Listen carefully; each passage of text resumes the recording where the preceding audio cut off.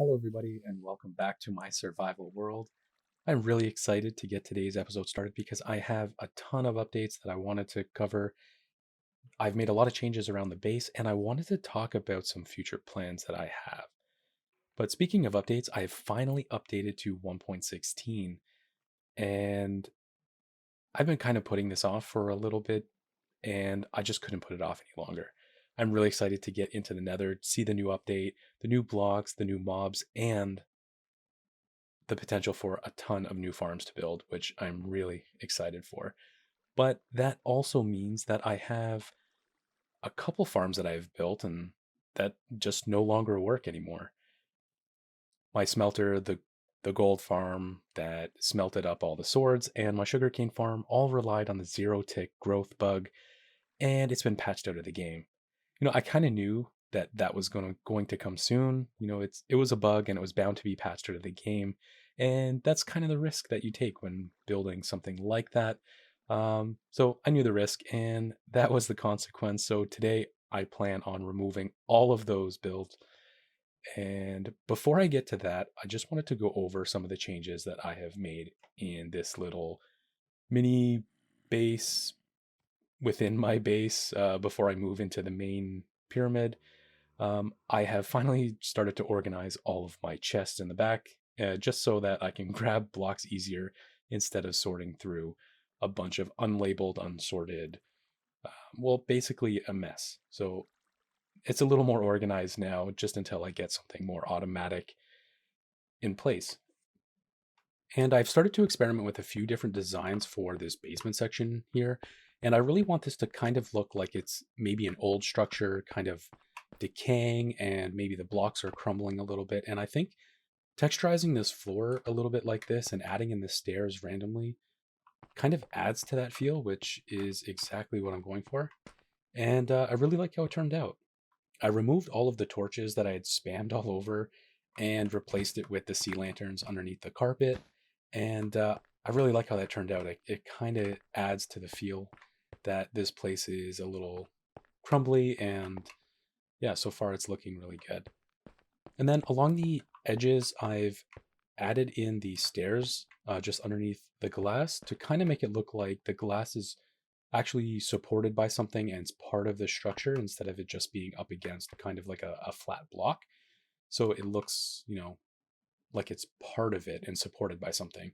I'll have to figure out something for here. I'm not exactly sure. This was my attempt to try to integrate it, but didn't really turn out so well. And I'm starting to think that I'm going to have to replace the white concrete with quartz.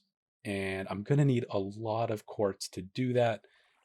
And it's really only because we don't have concrete stairs. And that's really what I need at the top here. But over here, I've started to experiment with bringing the pyramid design down into the dungeon area. And really, this is to merge those two designs together because the whole idea or the whole theme of this build is kind of like merging old technology with new. So the pyramid representing the new, and then the dungeon and structures underneath the ground will represent the old. And I definitely need to work on blending the two together. And I've never really done anything like that before, but I'm kind of looking forward to the challenge. This does need a little bit of work, but I'm hoping some of the new blocks in the Nether, like the warped wood, which I will replace this birch gate with, and I think it'll blend in with the prismarine a little bit better than this. And I've started to kind of experiment with a few different block palettes to kind of add a little bit of divide between the floor and the wall, just so that there's a little more visual interest and it looks a little bit more like a complete build. But that is it for the updates in this section here. And I think it's finally time to start taking down some of those other builds. And I think I'm going to need my beacon, and I'll need a couple iron blocks. I think it's 2 stacks and 36. And I have a lot to take down, so I think I'm going to do this in a time lapse.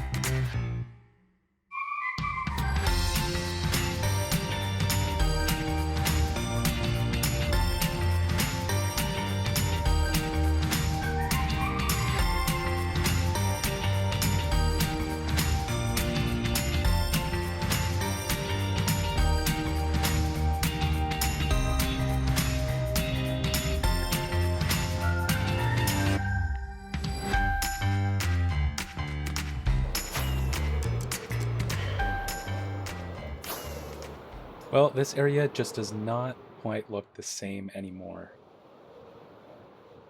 And in a way, this kind of feels a little bit like a fresh start. And maybe this is a good time to take what I learned from each of these and make some improvements. I definitely plan on bringing back the sword smelter in the future and incorporating that into a much larger smelter. Something that runs maybe on a bamboo farm. So I plan on putting the bamboo farm somewhere around here, and the smelter will go on one side of the pyramid. I'll leave this side here for the portal room and maybe some other smaller farms off to the side. And I might do something with this. I'm not going to just take that down just yet. I kind of like how the front of that looks, and I haven't made up my mind yet, but I hope to use that area sometime soon. But after taking down everything, I was feeling like I needed to make some more progress in the base. So what I did was spend a little time on the villager area and just improve it a little bit. After the update, this breeder, it actually broke, so I found a fix for it. And I haven't seen any videos about this fix yet, so I might actually make a video on it because I've also made some other improvements to make an automatic breeder. But here's the fix here. You can see that there's a ring of carpet on top of the beds, and the villagers are able to sleep. Then on top of that, there is another ring of trapdoors. And if you just shift click the trapdoor on top of the carpet, it'll put it in the right spot. And this makes it so that this is no longer a valid area to wake up and stand on. So I'll go sleep right now and show you that they wake up in the correct spot.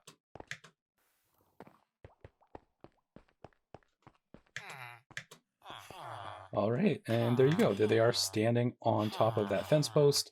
And once they breed, the babies do fall into the water just like they normally would. And I was kind of working with a tight space here, and I wanted to have some sort of automated system to help get the villagers into their stalls. So here I just have a baby filter, a pretty standard one. If I find the video I got this from, I will post it in the description section below.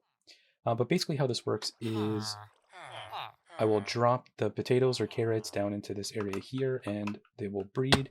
The baby will land into this block here, and once they grow up, their head will hit the water, and then they will float up to the top and then down into here.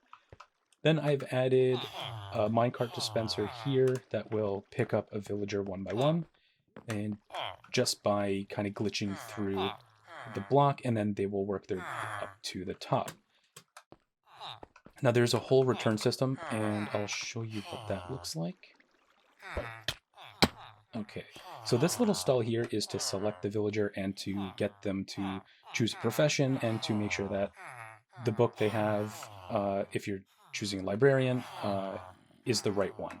So basically how this works is you come over here, you step on the pressure plate, this will push one block up, and this will block the pathfinding, because sometimes what will happen is that as soon as the villager reaches this area here, they will automatically pathfind to some workstation, and they could already drop down with a profession, and that's something you definitely don't want.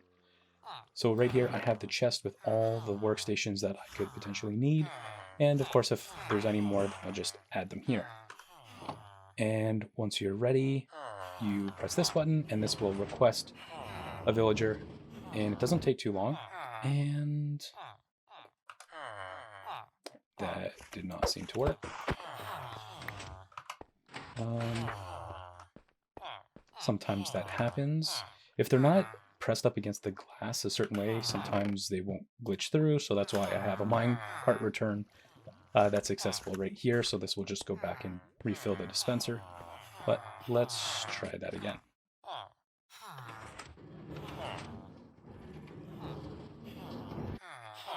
Okay. Well, maybe there is actually not enough in there. So give me a second. I'll breed up some more villagers and I'll be right back.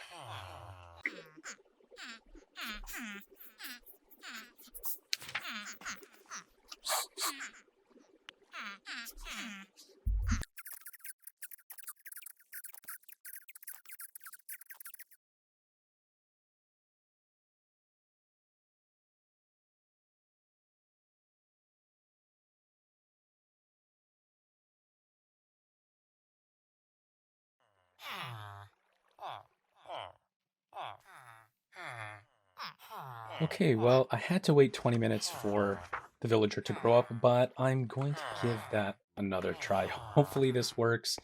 If not, there's two other ones in there that we can always wait for.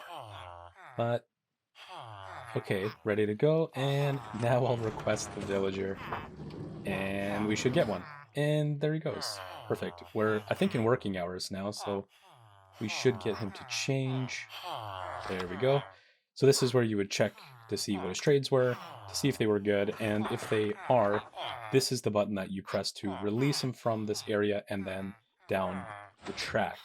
I had tracks going down both sides so that I could fill in each of these different stalls here, and all of them are pretty much filled up, except for a few down here. This is where I was planning on getting a bunch of the quartz I need for the pyramid, and you can see with this strategy here, I'm going to need a lot more villagers. So I plan on making a much larger trading hall in the future. But in the case that the villager doesn't have the trades you want and he will not pick them up for whatever reason, there is an in case of emergency button here. And what this will do is it will flip the track and he will be dispensed and be sent off into a better place. The minecart will drop down this hole here and then hit the cactus where it will break and go back into the dispenser. Oh, and actually before I forget, I did set these up so that I can do the villager curing, and just by flicking down the lever, I'll actually don't have the app right now, so I'm not going to let him get converted, but basically there are 4 zombies down here, and I basically just rounded them up, caught them in minecarts, and then dispensed all of the armor and gave them swords that way. And I found that by doing them in 4s, the conversion process is a little quicker so that I can put all of the villagers down at once, and then we don't have to try to lure a zombie that's at one end of the trading hall down to the other end. But because this is a solo world, I don't really have any issues with having multiple zombies, but if it does become an issue, then of course I can, maybe do 1 for every 8 stalls, but so far it hasn't been an issue. Okay, now I need to go on a little resource collection run at a few of the different farms that I have. The first stop is going to be the tree farm. And the reason is because when I updated to 1.16, I also reset the Nether, which means everything that I've built there is now gone, and I need to build some of that back. And most importantly, I would like to get all of my portals back on the roof of the Nether. So I am coming here to collect some wood so that I can build some trapdoors and pistons for this really compact bedrock breaker. And shout out to Oblivious who came up with this for 1.14 and 15. This actually does work in 1.16, and I'm going to use the same design to break through a 3x3 hole in the roof of the Nether. But I'm going to need a lot of TNT, and the next stop is going to be the creeper farm. All right, I did a little AFKing over here and actually collected up quite a bit. I had to extend this collection just a little bit. I'm hoping to soon connect this into the main storage inside of the pyramid, but for now, this is working out really, really well.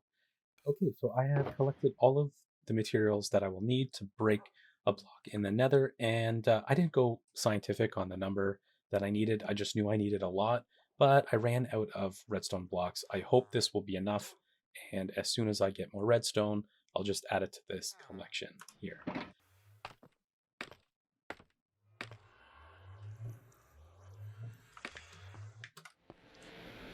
All right, here goes.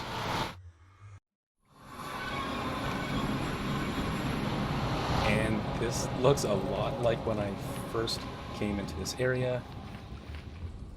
And it's all reset. Oh, but that's new.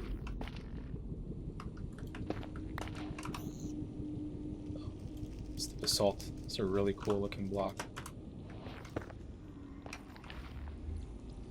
Okay, anyways, I'm not going to get sidetracked right now. Goal is get to the roof and break a hole in it. I am going to go and just mine out all of this, and I'll be right back. Okay, so I've dug up to the roof of the Nether, and I got a little lucky.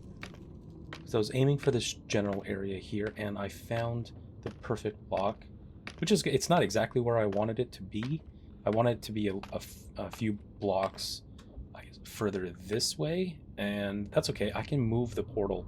I wanted to clear out a 3x3 area on the ceiling, but it's a little too close to where the portal is, and that's okay. I can definitely move it.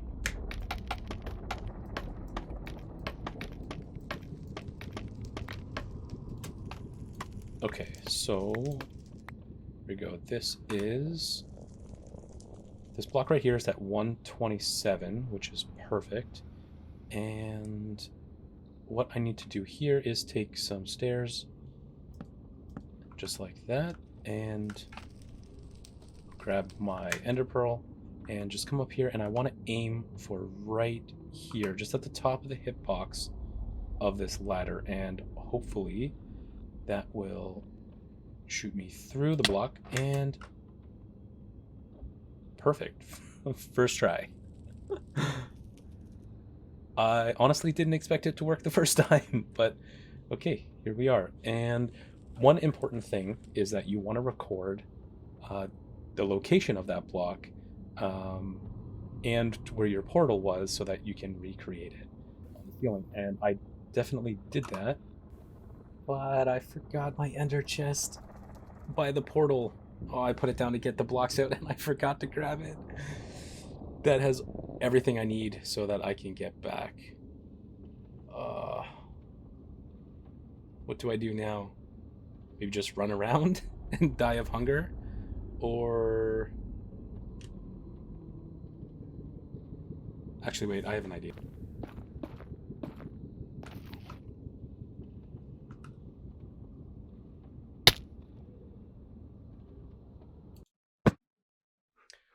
Well, that is definitely one way of doing it. Okay, well, back up here. Okay, holding shift and holding jump. And there we go. Easy, first try. Now I'm back up on the roof of the Nether, and I set up the portal just in case, so now I can get back without having to die again. So what I will do is grab a few of these blocks and get set up. Okay, and I'm going to clear out a few things that I don't need anymore. Okay, so what you want to do is mark out the block that you want to break the hole in. So this is the one that we targeted on the other side of the roof, and this is the one that we came through. So what you want to do is make sure you have this one marked here, and take a piston, and you want to point it up just like that. Right beside it, you're going to put a redstone block, and then I'm going to add some netherrack just right here because it'll make placing the TNT a little easier. And then I want to grab some obsidian. And okay. And place it just like that. And then you're going to take a trap door just like this and place it right here. So this trapdoor is going to allow you to crouch down just like this. We're going to place the TNT here, and then I'm going to spam click this corner right here to try to place the piston. Now what happens is that once this piston is exploded by the TNT, there is a split second where when you place the block, it glitches out somehow and breaks the block underneath. So I've set up an auto clicker for this. If your keyboard has this, or your keyboard and mouse setup has macros enabled, I highly recommend setting that up. And basically this is just a right click macro. So as soon as I press place the TNT, I'm going to turn on the auto clicker so that it'll click the right click button faster than I can. Okay, so let's get started. I want to make sure I have everything set up. Okay, so this should work. I'm going to place the TNT, switch over, turn the auto clicker on. Oh man, that's a lot to do in that short amount of time. Hopefully I can get that to work. All right, so down here, place, switch over, and then auto clicker. Okay, All right, fingers crossed.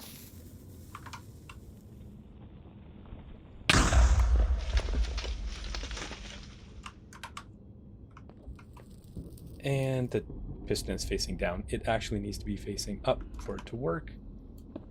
So we just rinse and repeat.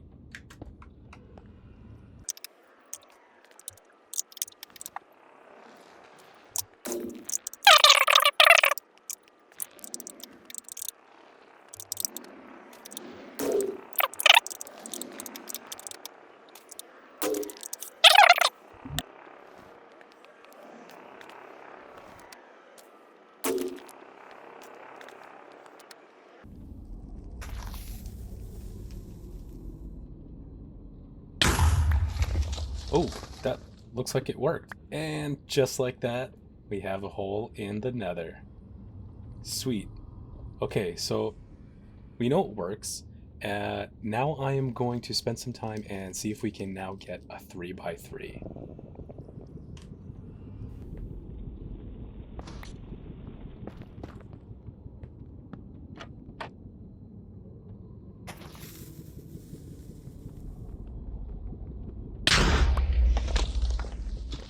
Okay, and the first 3x3 on the first layer is actually done. You know, the great thing about this design here is that it's not directional. I've tried it facing all sides and it seems to work just fine. So in theory, I should be able to go down another layer and skip the obsidian and just use the bedrock as the obsidian and continue on.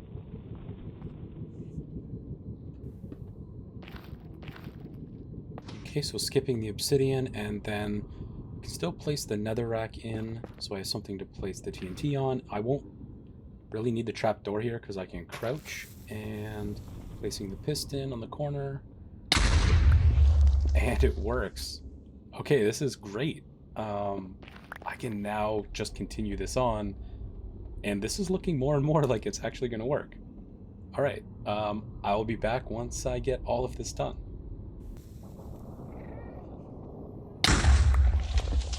Oh, and that was the last block, and I am finally done.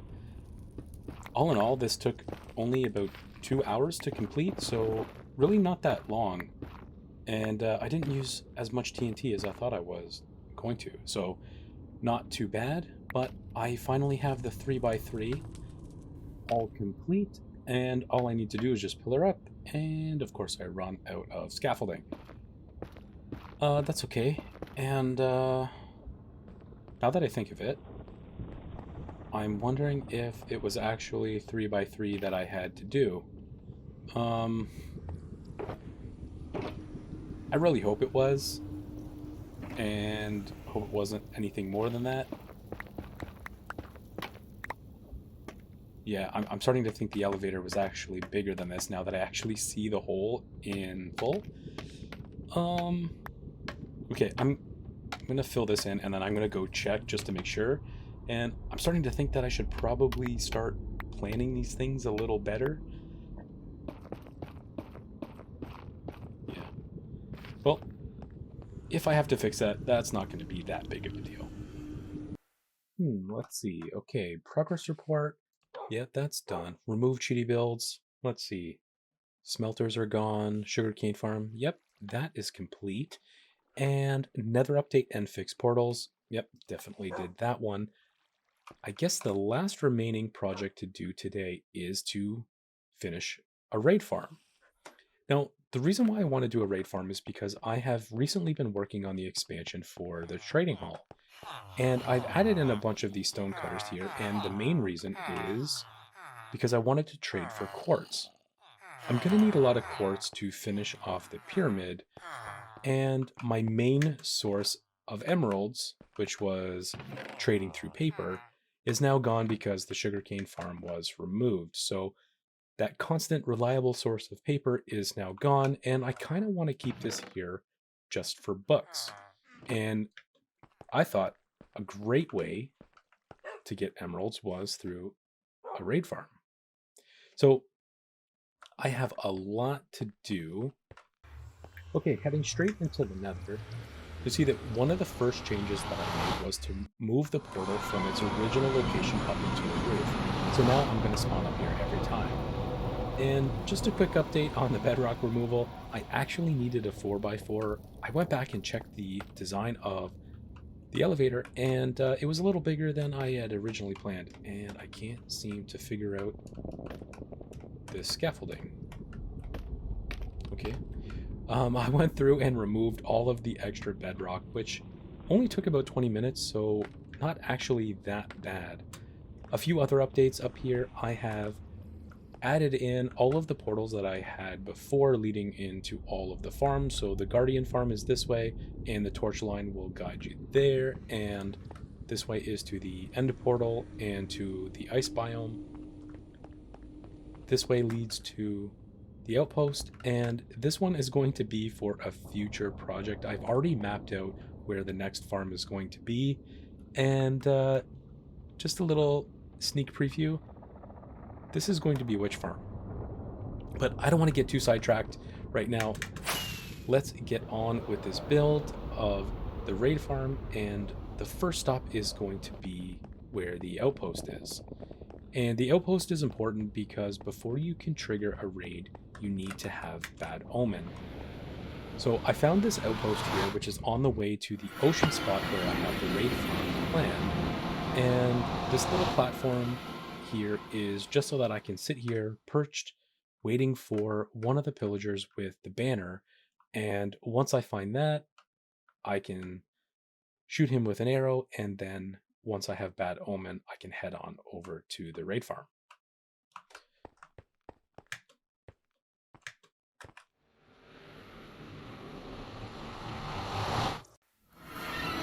And from here, sort of where the farm is, just a short distance away. And the farm that I'm going to build today is designed by Double Moses, and I will post the link in the description below in case you want to build this farm. But I think it's time that I finally get through this portal and get this build started.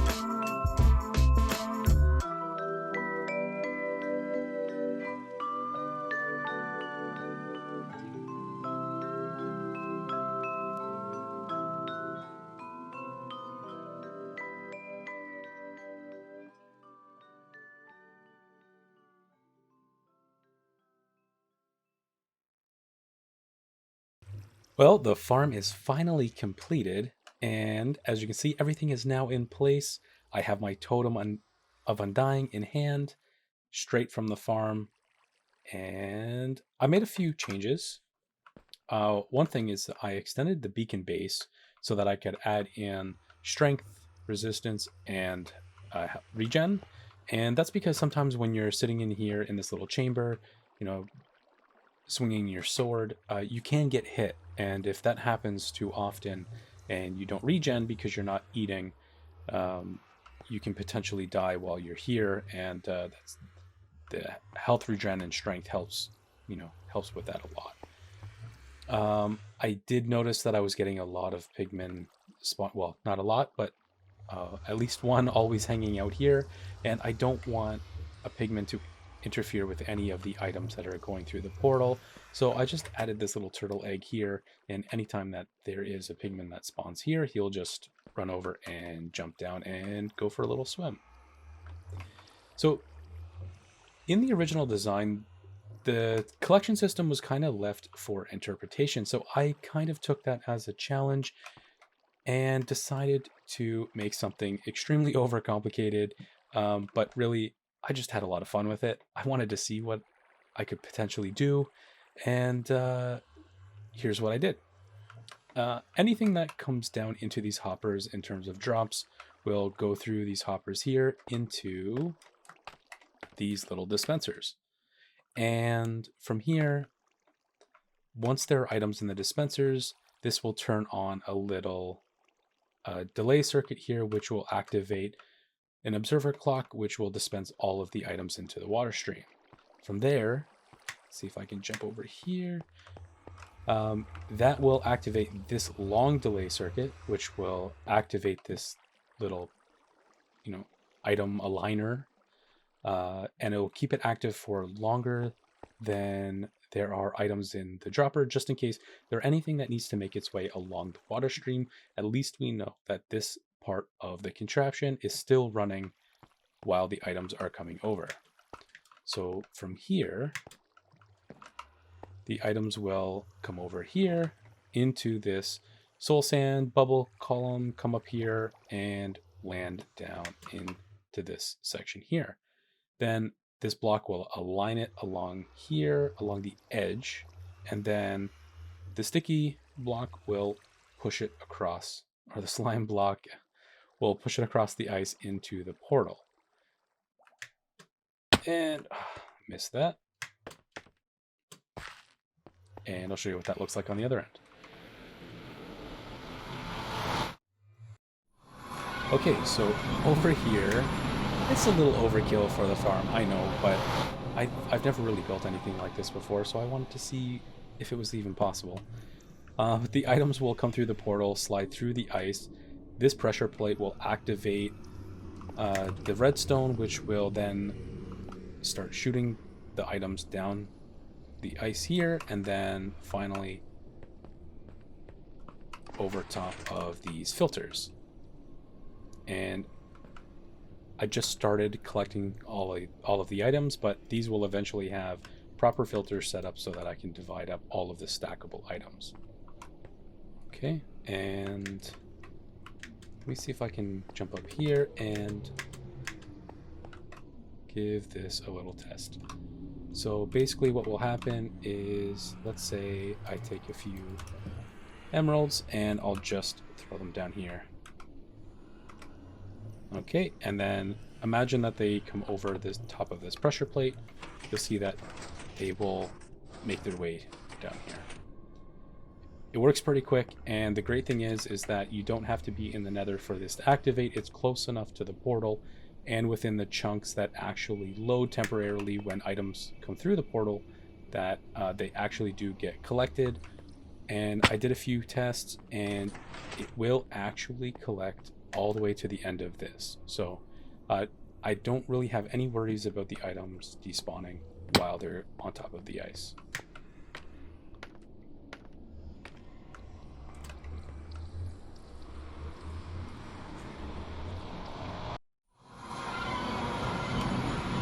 Alright, so I'm going to take the rest of the emeralds and put them into the dispenser just to show you how that would work. Okay, so that everything is activated. You see that the items are shooting out and getting aligned to the edge, and now they're all going through the portal.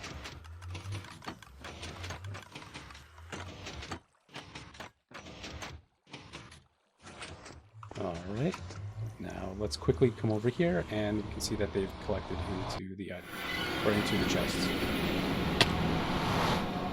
Okay, and you can see that they are now making their way in. Alright, well, I have a lot of work left to do on this collection, and I'm not sold on the build here. This is just all temporary placeholders. I've even put a stopper in on the ice blocks so that I can see the different rates that everything comes through at, because I need to decide how many chests or how many rows of chests that or columns of chests are going to make up each different item. And I do have a lot of non-stackable items which we're not going to be able to filter, and they might just end up in a chunk of chest at the end here. But that is something that I'm going to do off camera. I need to AFK quite a bit just to see what the rates are going to be like, and make a best guess on how I need to divide that up. But that is all I have time for today. I really do hope you enjoyed this video, and if you did, please leave a like, comment on the video, please let me know what you think, and I'll see you in the next one.